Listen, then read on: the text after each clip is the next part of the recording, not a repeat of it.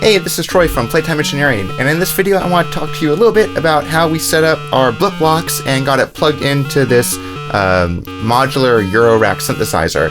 If you're not familiar with Eurorack, this is basically, you can tell this is an old Eurorack because almost all these modules, except for one, are from the same manufacturer. They're all dope furs.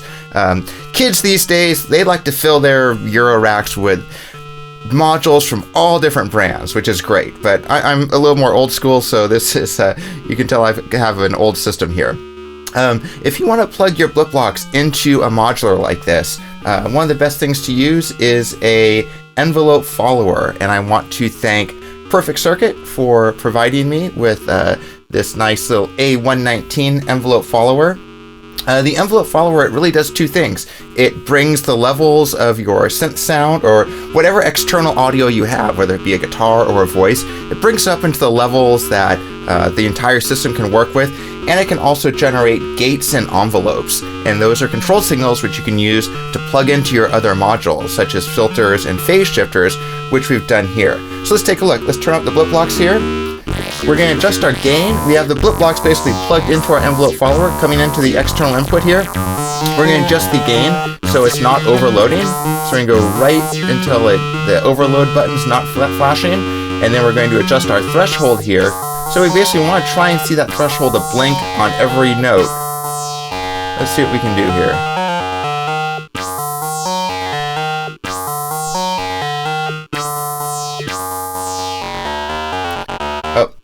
When I had my amplifier releasing a little bit long, so that made it harder for the envelope follower to follow the notes. So that's pretty good. I think you can see that. Now we're getting a threshold. We're basically getting a gate signal nearly on every note. We have our gate here coming out and going to our two envelope generators. So these envelope generators, these are nice because you can use the envelope directly out of the envelope follower, but you have less control over that. That's basically just following the amplitude. What we're going, when we're taking the gate out of the envelope follower and putting it into our envelope generators, then we have more control. We can do things like adjust the attack time. Let's see if we can hear that.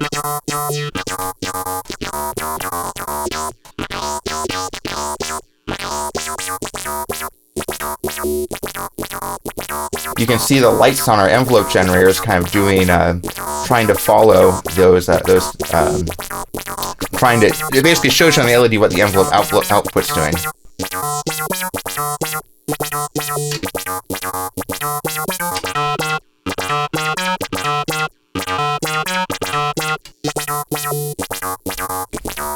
And then what we've done is out of the envelope generators, we're sending the control of two different envelopes. Some are going over here to our A127 triple voltage controlled filter. This is fun because it's basically three filters all in one module. These can be controlled by the LFO, but in this, what we're doing now is we're controlling it by the envelope generator. We also have some of our envelope outputs going to our A106 Extreme filter. It's extreme. This filter is interesting. This was actually Dopefer tried to mimic the Korg MS-20 filter, which is really kind of a growly, crazy filter, and in doing it they found all these new controls to add, such as clipping of the high and low sides of the wave.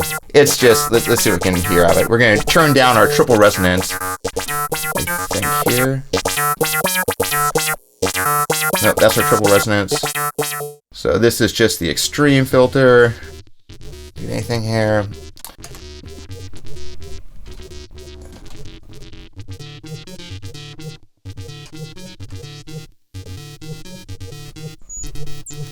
little more gain here.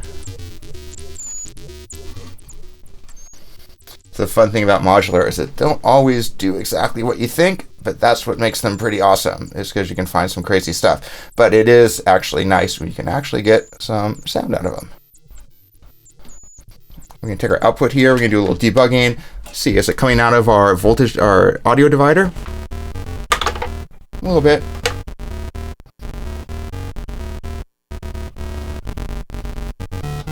Maybe just need some more gain here.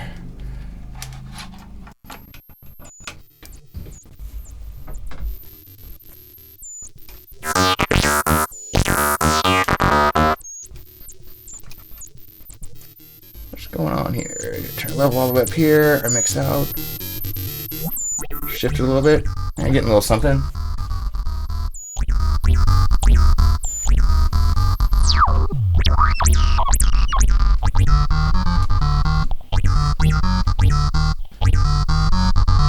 Alright, so that's back to the extreme filter. And then our filter is then coming, so we basically talked about the control signals. So we've talked about how we're using the envelope follower to trigger the envelopes. The envelopes are generating the control signals for our triple resonance filter, our extreme filter, and also our phase shifter. The phase shifter is pretty fun. That's that nice phasing sound, and it's using an envelope signal there to tweak that too. We will bring back our triple resonance filter into the mix here. Oh, I'm kind of crazy there. Adjust some of the levels here.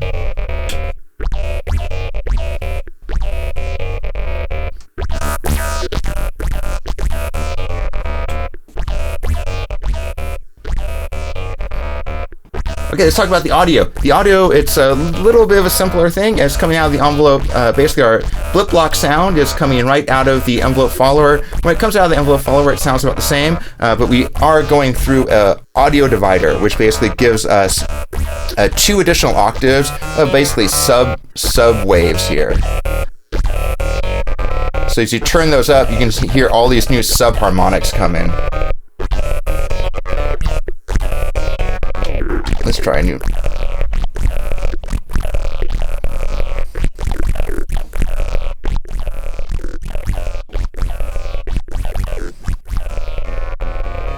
So we take those harmonics out, you can kind of hear what's going on.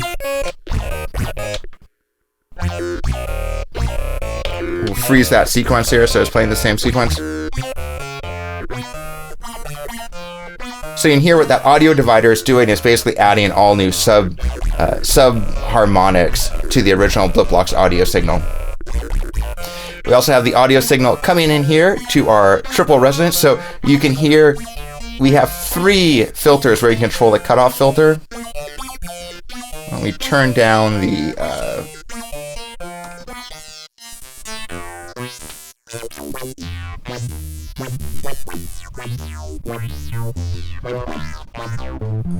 let's see what we got going here. It's the mix coming out here.